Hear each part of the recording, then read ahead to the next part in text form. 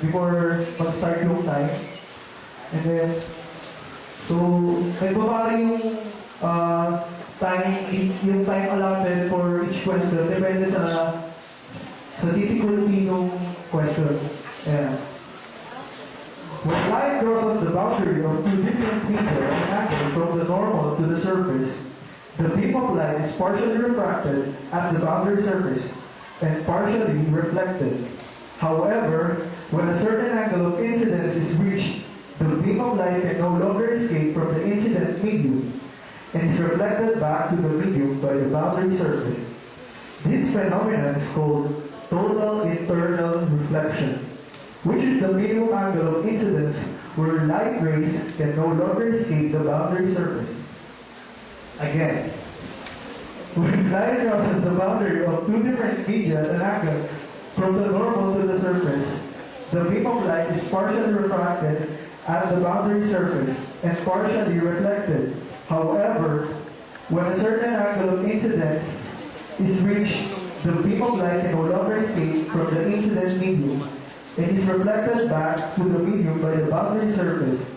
This phenomenon is called total internal reflection.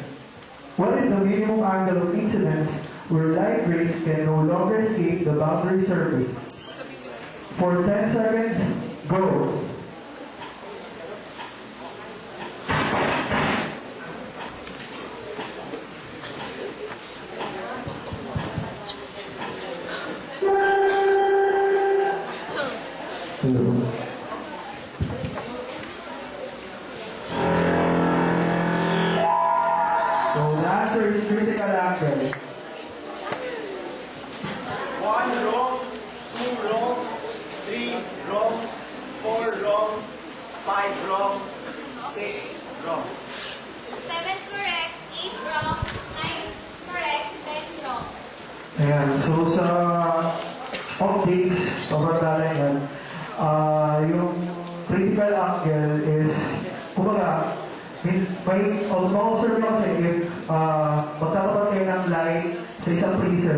Makikita nyo, as you turn the prism, nagbabago yung angle between the surface at saka yung reflect na light.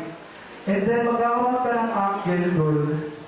Magkakaroon ng point kung saan hindi na nire-reflect nung nag-zero na yung angle or let's say, hindi na kayang ibalik nung surface yung light ray.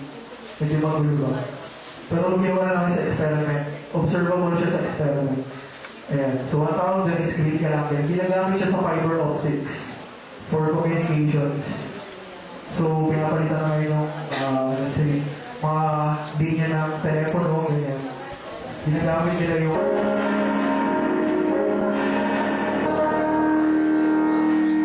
Question number 4 from Max and Lord.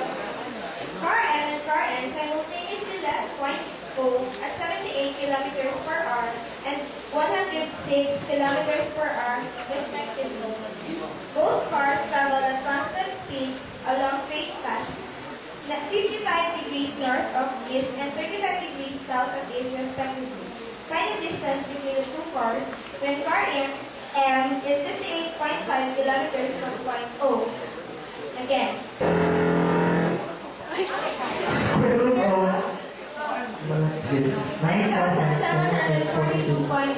So, paano siya nakuha?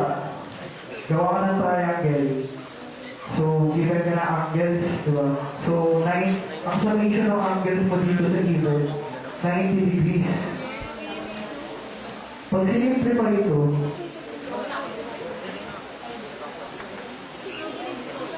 may 0.5 kasi. So, magkakaroon ka naman yung triangle. Diba? Tapos, yung concept na, ano ba? Velocity. Saan equal ng velocity? Anong formula? Di ba may direction lang yan? Pero distance over time din.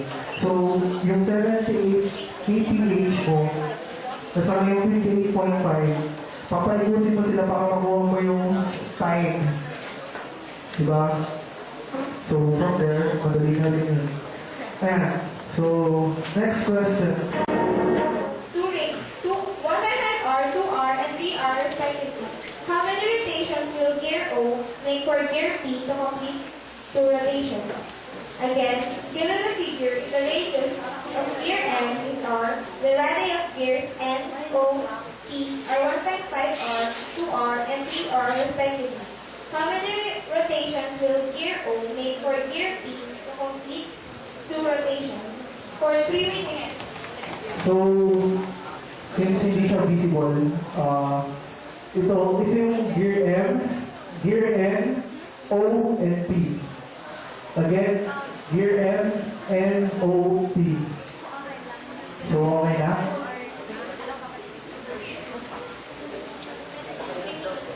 Gear M, gear N, gear O, and gear P.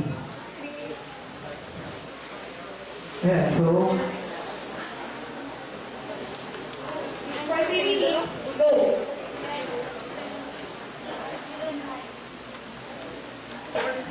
Proportion. Yeah, so kung babalik tayo sa figure, mark to that